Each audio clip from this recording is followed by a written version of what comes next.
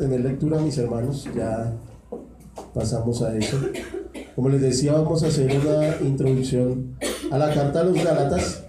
Y yo quiero, antes de empezar esta introducción, hacer un pequeño ejercicio con ustedes. Voy a nombrarles un grupo de personas y usted, con una o dos palabras máximo, va a definir lo que piensa acerca de esas personas. Tenemos algunos problemas técnicos. Muy bien. Logísticos, muy bien, hermano. Quiero entonces darles un grupo de personas y a la persona que yo le pregunte, usted me va a definir con una o dos palabras esas personas. ¿Amén? ¿Amén? Vamos a hacer ese ejercicio y ya empezamos con nuestra introducción. Hermana Heidi, petristas. Una palabra o dos. Son como exagerados. Exagerados, muy bien, perfecto. Hermano Martínez, presos. Y privados de libertad. Privados de libertad, muy bien. Hermano Omar, taxistas.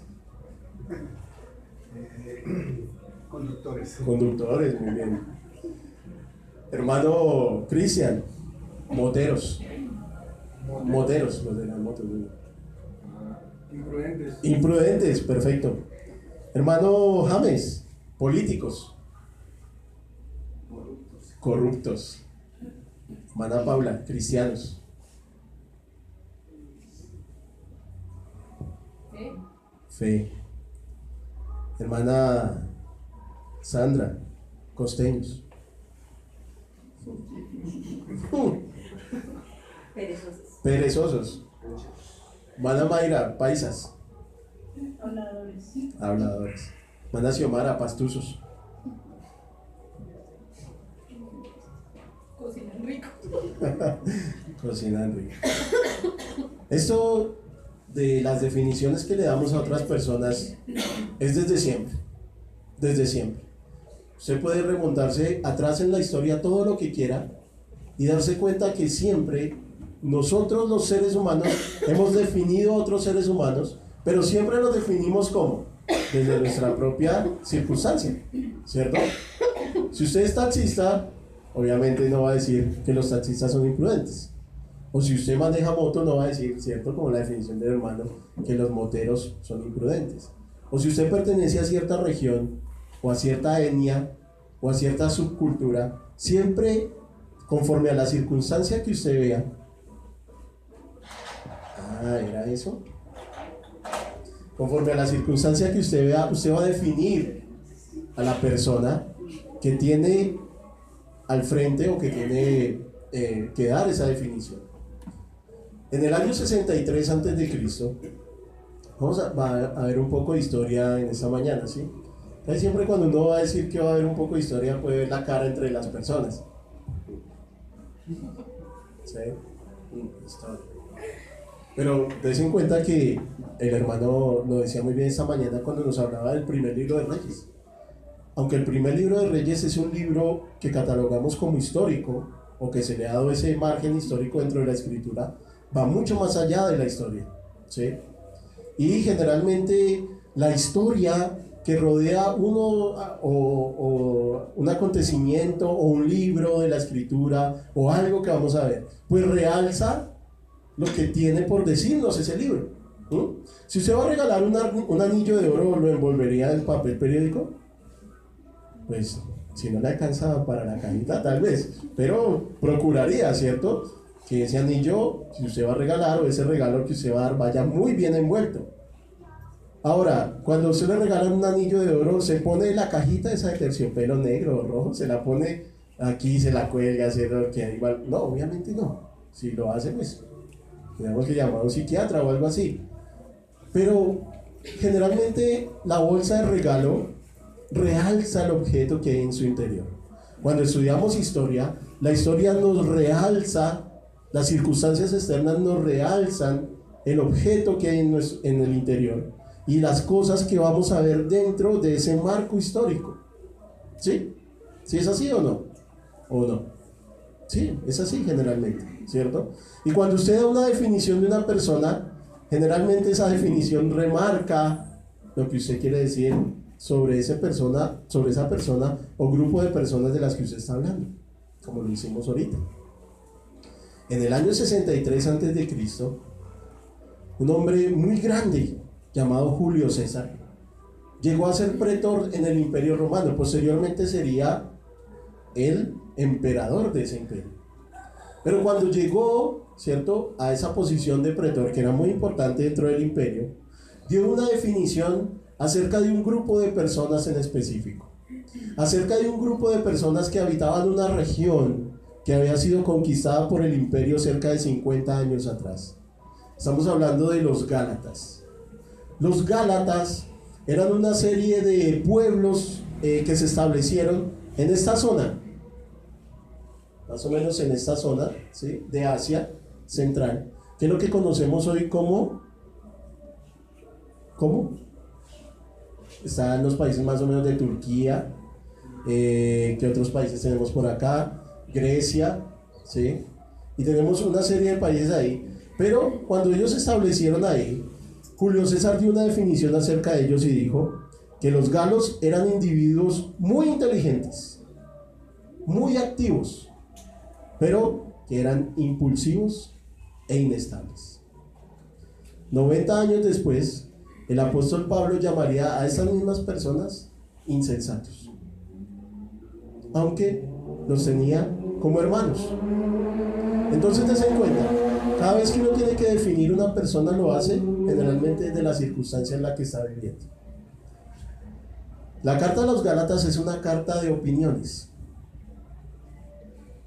Dentro de la carta de los Gálatas usted va a encontrar 3 opiniones importantes. La opinión que la ley de Dios tiene acerca de nosotros, para que lo tengamos en cuenta. La opinión de la ley de los ritos acerca de lo que usted tiene o no tiene que hacer. También va a encontrar esa opinión ahí. Y la opinión de la gracia de Dios acerca de nuestra propia condición. Usted va a encontrar esas 3 opiniones dentro de la carta a los Gálatas. Cabe recordar entonces que esta carta de los Gálatas, a diferencia de las otras cartas que hemos visto, ¿qué cartas hemos visto hasta ahora? Romanos, muy bien, y Primera y Segunda Corintios. A diferencia de esas cartas que hemos visto, esta no se dirige a una ciudad o pueblo específico, porque los Gálatas o los galos o Galacia son un conjunto de ciudades, ¿cierto?, ubicadas aquí, en Asia. Ya vamos a recordarlo un poquito cuando veamos cómo fueron fundadas estas iglesias. Ahora, recordemos, cerca del capítulo 13 de Hechos, hay un acontecimiento importante, ¿sí? Después de la conversión de Pablo, hay un acontecimiento importante. Pablo se va para Antioquía. Recuerden, en la Biblia hay 2 Antioquías, una que es Antioquía de Pisidia, que está aquí en Galacia, y otra que es la Antioquía de Siria. Pablo se establece después de su conversión en Antioquía de Siria, y estando allí, va un señor llamado Bernabé y lo visita, ¿no? Le dice: hermano Pablo, usted ya es convertido, veo que usted pues tiene cierta habilidad de parte del Señor para la predicación. ¿Por qué no vamos y se lo presento a los apóstoles? Porque Bernabé es quien va y busca a Pablo, ¿sí? Recuerden. Y va a Jerusalén, tiene una reunión con los apóstoles, y ¿qué dicen los apóstoles? Vayan, hermanos, vayan y prediquen. Y salen en su primer viaje. Pablo y Bernabé van a Antioquía, luego llegan a Derbe, más o menos ese es el orden, si no estoy mal, ahí en Hechos 13 lo pueden ver. Visitan las ciudades de Derbe, Listra, Iconio y la otra Antioquía. Esta es la fundación, ¿sí?, o el establecimiento de las iglesias de Galacia. Pero hay otra teoría acerca de esto, la vamos a ver, porque necesitamos ver las 2 teorías que se manejan, o las 2 partes históricas, para que veamos realmente hacia quién iba dirigida la carta y en qué fecha se escribió. Hay algunos que dicen que la carta iba dirigida hacia esta región que ustedes ven ahí, Galacia del Norte. En Galacia del Norte había ciudades como Tabión, había ciudades como Pesino y Ancira, que usted no la encuentra en la escritura, no las encuentra ahí, ¿sí? Ancira es la ciudad que hoy es la capital de Turquía, Ankara. Los que sostienen la teoría de la Galacia del Norte dicen que después de su visita a Derbe, Listra e Iconio, ¿sí?, en su segundo viaje, ya cuando Pablo va con Silas, el escritor de Hechos, que es Lucas, nos dice que el apóstol visitó la región de Galacia. Miremoslo ahí. Ahora sí vamos a la escritura, por favor. Hechos, capítulo 16.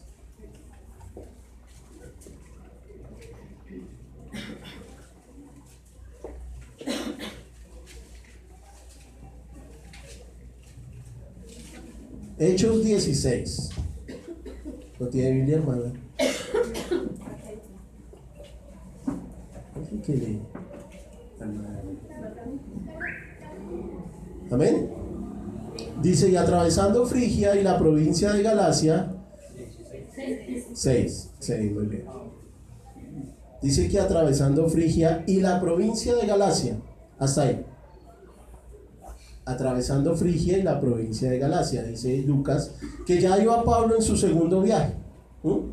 Entonces dicen algunos historiadores que esa provincia de Galacia no era de estas ciudades de Galacia del Sur, vamos a llamarla Galacia del Sur, que visitaron Pablo y Bernabé en su primer viaje, sino que era lo que conocían ellos como Galacia, que es la parte del norte. Si es así, si llega a ser así, que esa provincia fue visitada por Pablo y Silas en el segundo viaje, entonces tenemos que poner esa carta más o menos en el año 57 o 58 después de Cristo. Además, hay, digamos, parte de la escritura que puede respaldar esa idea. Por ejemplo, cuando Pablo ahí en Gálatas capítulo 2, él empieza a relatar parte de lo que vivió después de su conversión. ¿Lo recuerdan? Miremoslo por un momento. Gálatas capítulo 2, versículo 1.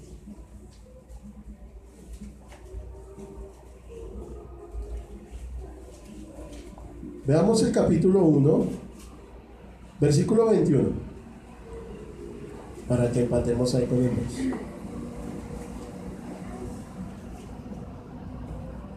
Dice el apóstol Pablo que después de su conversión fue a las regiones de Siria y Cilicia, y no era conocido de vista las iglesias de Judea que eran en Cristo, solamente oían decir: aquel que en otro tiempo nos perseguía, ahora predique la fe, que en otro tiempo asolaba y glorificaban a Dios en mí. Nadie me conocía, dice el apóstol.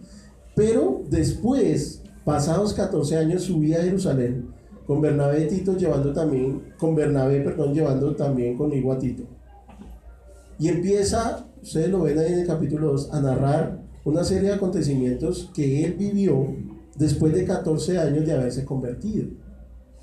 ¿Sí? Ya lo que hablamos de su segundo viaje. Ahora, como el apóstol Pablo no hace alusión en la carta a los Gálatas del concilio de Jerusalén, ¿recuerdan lo que pasó en el concilio de Jerusalén? Volvamos otra vez a la historia. Ellos van en su primer viaje, en el primero. ¿Pablo y quién? Bernabé. Muy bien. Van aquí a Antioquía, él es apedreado en Listra, ¿lo recuerdan? Casi lo matan ahí.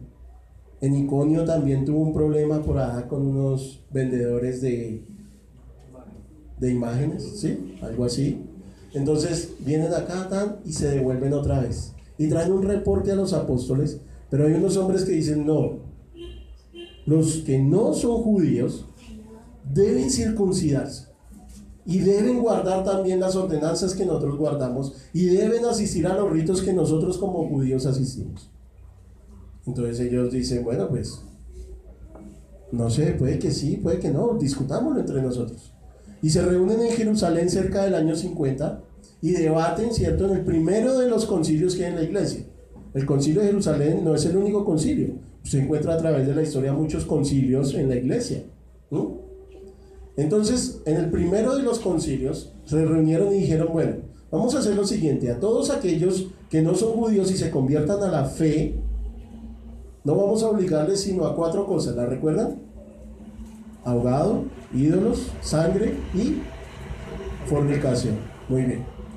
Entonces, como el apóstol Pablo no hace mención en su carta a los Gálatas de este concilio, se cree entonces que fue posterior al concilio la escritura. Además, parece que Pablo ya había visitado 2 veces estas iglesias de Galacia, y si fue así, entonces la carta tuvo que haber sido escrita después de su segundo viaje. Sí, ahí vamos, más o menos entendido. Otros dicen que es la versión que yo más creo personalmente, que la carta de Gálatas está escrita a esta región, a la Galacia del Sur, que está compuesta por ciudades, como ustedes ven ahí, Antioquía, Iconio, Listra, Derbe y otras más.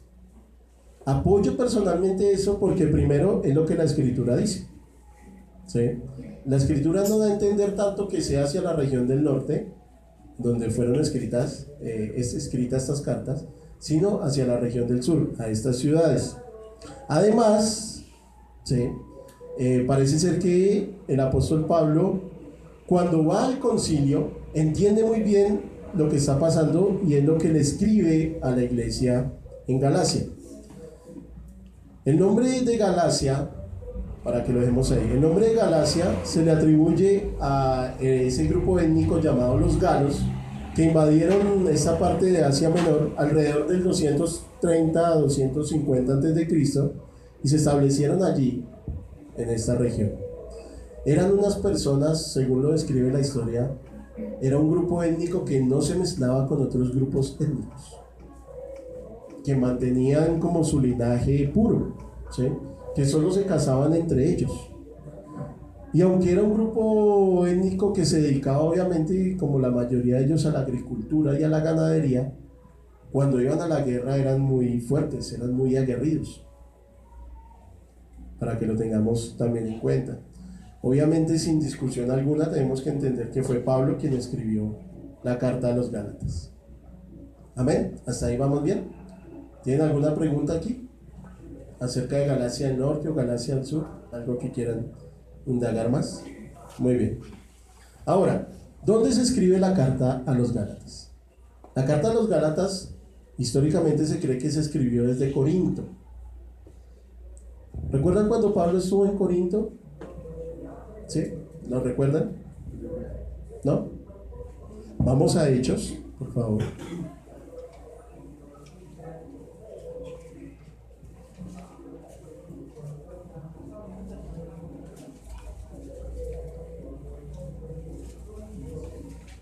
Permítanme acá un segundo.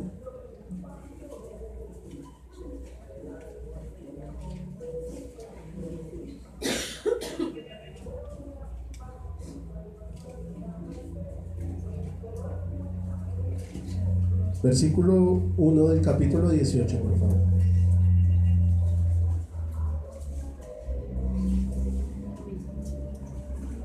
¿Ven? En el tercer viaje del apóstol Pablo, él llega a Corinto. Mírenlo desde el capítulo 17, devuélvanse un poquito. Cuando Pablo está en Atenas, recuerdan el incidente en el Areópago, como él está predicando allí en medio de toda la ciudad, y esto, y dice versículo 32 del capítulo 17: pero cuando oyeron lo de la resurrección de los muertos, unos se burlaban y otros decían: ya te oiremos acerca de esto otra vez. Y así Pablo salió del medio de ellos. Él está aquí en Atenas. Mas algunos creyeron, juntándose con él, entre los cuales estaba Dionisio el Areopagita, una mujer llamada Damaris, y otros con ellos. Después de estas cosas, Pablo salió de Atenas y fue a Corinto, y halló aquí o allí a un judío llamado Aquila, natural del Ponto, recién venido a Italia con Priscila su mujer, por cuanto Claudio había mandado que todos los judíos saliesen de Roma. Fue a ellos, y como eran del mismo oficio, se quedó con ellos, y trabajaban juntos, pues el oficio de ellos era hacer tiendas, y discutía en la sinagoga todos los días de reposo, y persuadía a judíos y a griegos. Se nos dice entonces aquí, según el relato más adelante, ustedes lo pueden ver, que el apóstol duró más o menos unos 3 años allí en Corinto. Desde Corinto escribió la carta a los romanos y escribió la carta a los Gálatas. Y si ustedes lo van a notar muy seguramente, la carta a los Romanos y la carta a los Gálatas parecen cartas hermanas. Aunque Romanos tiene una extensa parte teológica acerca de la justificación de la fe, Gálatas también parece tener ese mismo enfoque, la justificación por la fe. Recuerden, les dije que dentro de la carta a los Gálatas íbamos a encontrar tres opiniones. La opinión de la ley de Dios acerca de quién es usted y quién soy yo.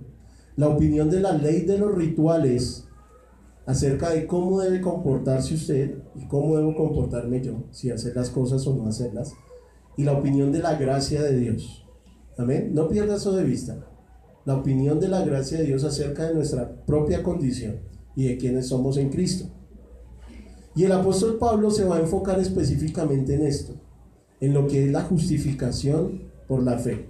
Cuando nuestro hermano James nos está explicando, y sobre todo cuando estemos viendo el papel que tenían los judaizantes dentro de esta región, vamos a entender un poco más esto. ¿Por qué?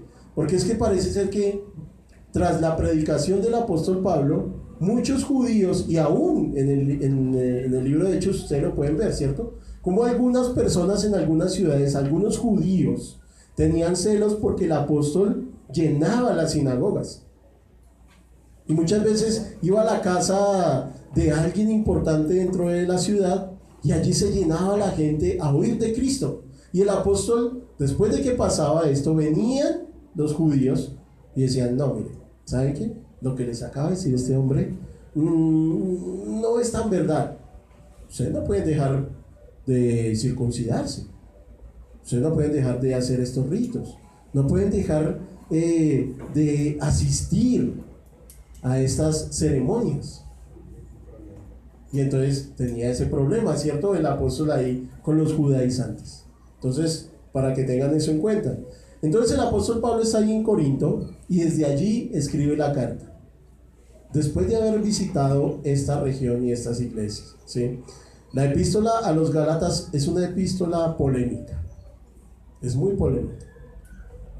La apostasía se avecinaba sobre esta región. Y muy diferente, como les decía, a la carta a los Romanos, que es a un grupo específico, o a la carta a los Corintios, que es a una ciudad específica. Muchas aristas tiene esta región de Galacia, porque hablamos de varias ciudades, aunque sean, digamos, una sola región, hablamos de varias ciudades y cada ciudad parecía tener un comportamiento diferente. Recuerden, en Antioquía el apóstol fue bien recibido. Es más, recuerdan que en Antioquía fueron llamados cristianos los creyentes por primera vez. En Listra fue apedreado.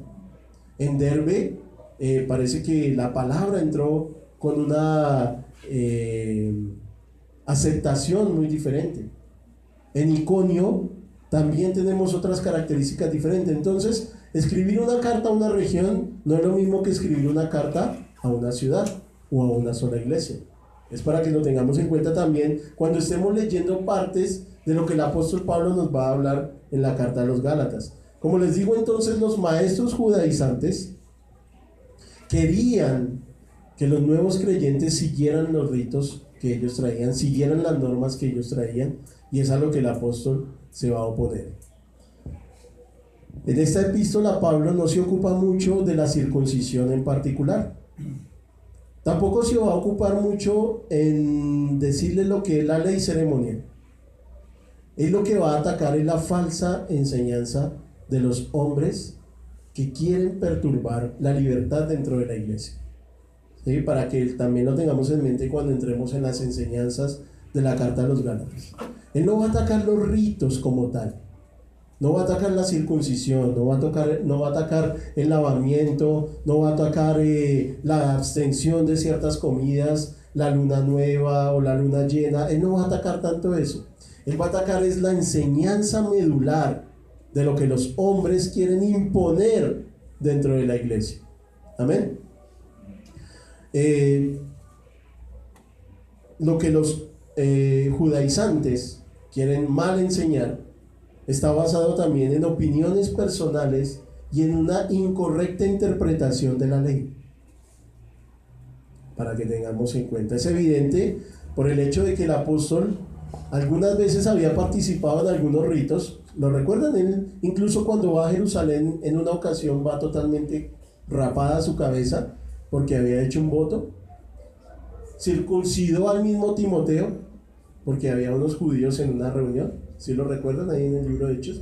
Entonces parece ser que esas oportunidades en que el apóstol participaba de algunos ritos, en ese tiempo de transición que nos enseñaba el hermano James acá, porque no podemos olvidar que el libro de Hechos es un tiempo de transición. Ellos están saliendo del judaísmo como religión y están entrando al cristianismo como creencia. Y por eso ustedes pueden ver, por ejemplo, a Pedro, que no se quiere juntar con Cornelio ahí en la carta o en el libro de Hechos. A Pablo, que aún va al templo 3 veces por año y quiere estar en las fiestas allí, ¿sí?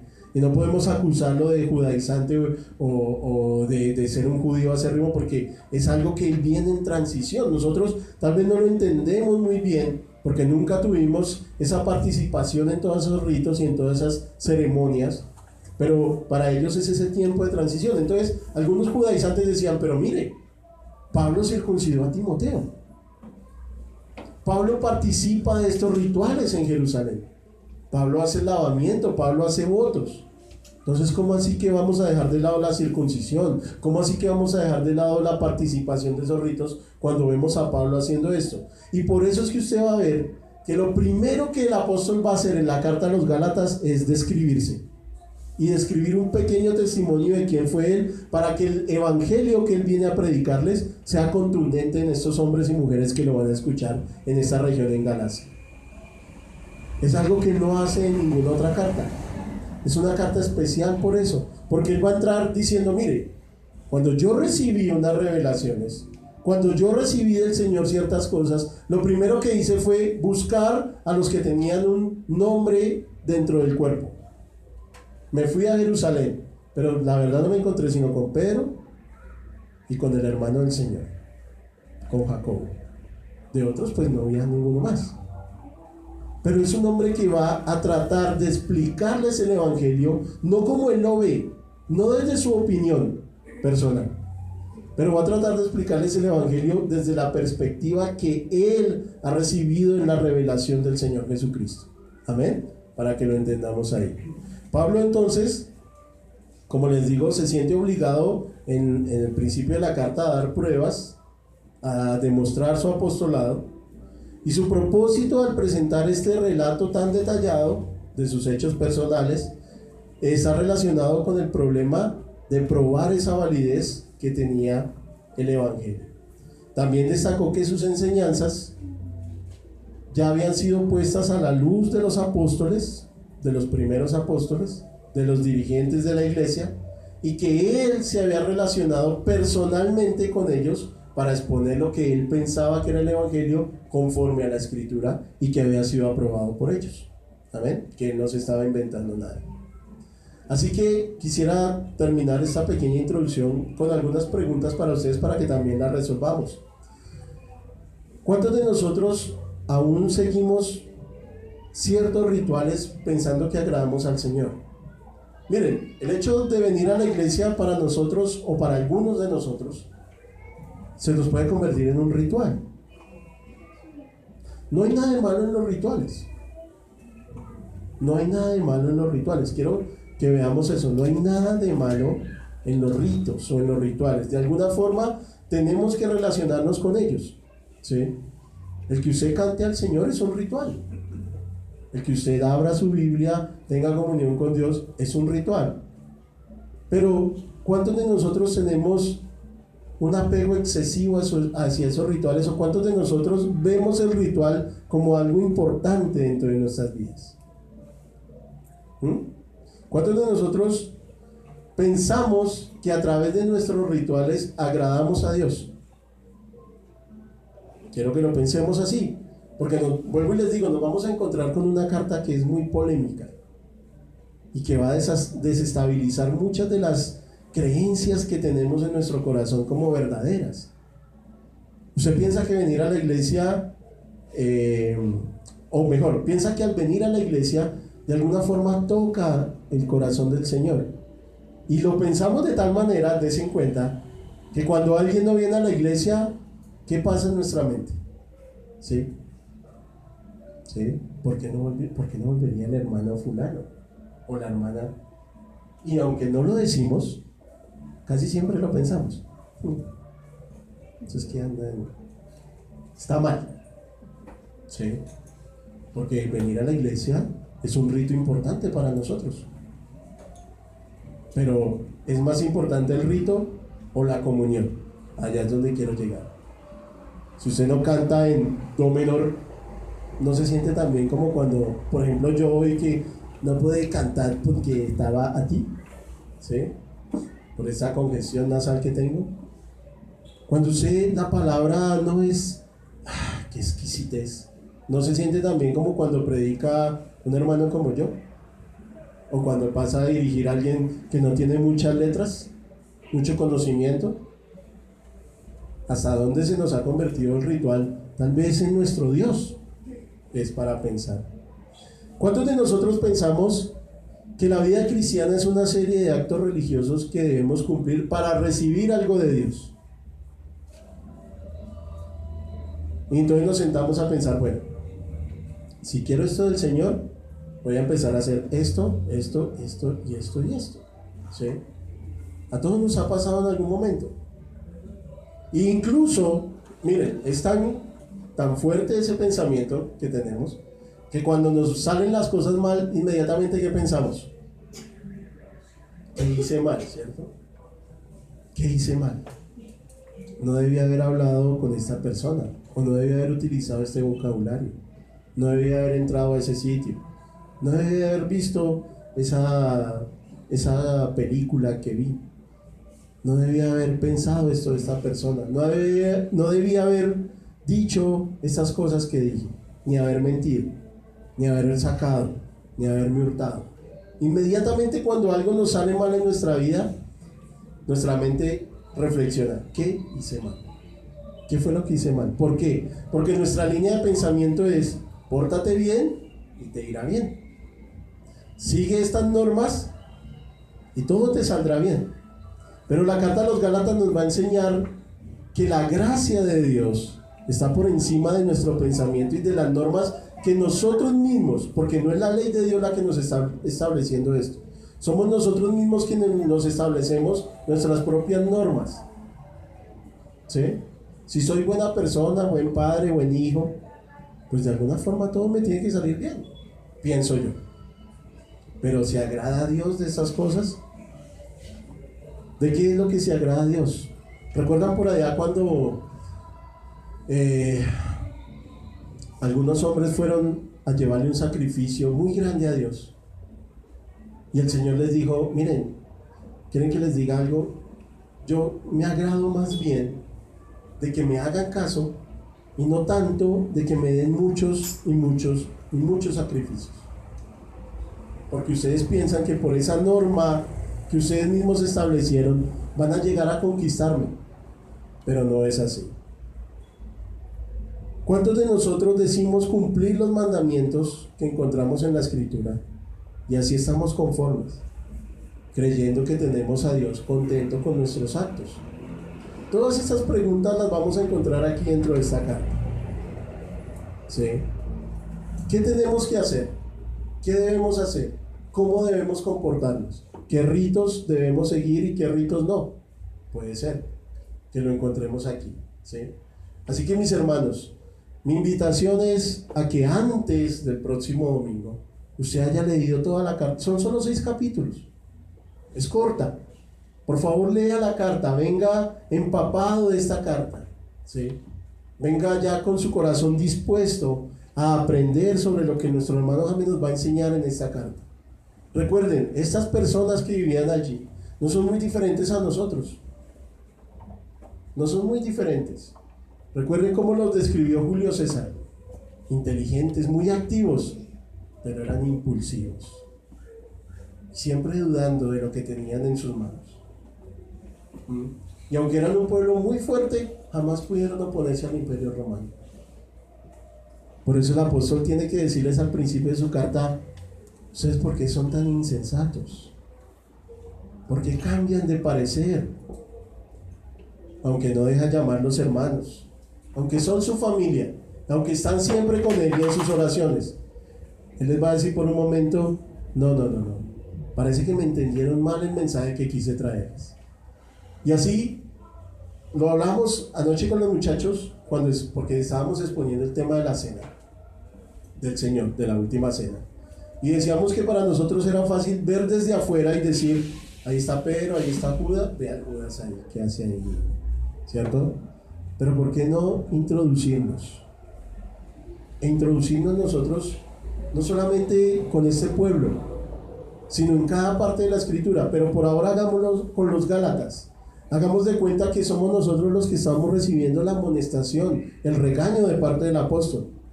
Que somos nosotros los que dudamos de nuestra fe. Que somos nosotros los que muchas veces ponemos el rito por encima de la comunión. Que somos nosotros los que nos sentimos conformes viniendo 1 o 2 días a la semana a la iglesia, pero que el resto de nuestra vida puede ser lo que queramos hacer, siempre y cuando cumplamos y la gente nos vea. Pensemos por un momento que somos nosotros los que estamos recibiendo esa instrucción de parte del apóstol aquí, y van a ver cómo las cosas van a ser diferentes si queremos realmente hacer. Amén. Así que, mis hermanos, tenemos para nosotros delante la carta de los Gálatas. Es una carta increíble, y aunque es corta, parece muy corta, tiene una profundidad que ustedes no se alcanzan a imaginar. Vuelvo y les digo, entren con ese pensamiento. ¿Qué piensa la ley de Dios acerca de nosotros? ¿Qué piensa la ley de los rituales? Porque hay una ley de los rituales establecida ahí dentro de esos hombres. No la quieren soltar. Les dijeron que así era el camino de salvación y se lo creyeron. ¿Y qué piensa la gracia de Dios sobre nuestra condición? Para que nosotros también de aquí a mañana podamos decir qué pensamos acerca de los Gálatas y cómo nos vemos relacionados con ellos. Amén. Amén. ¿Alguna pregunta, mis hermanos? ¿No? Vamos a orar.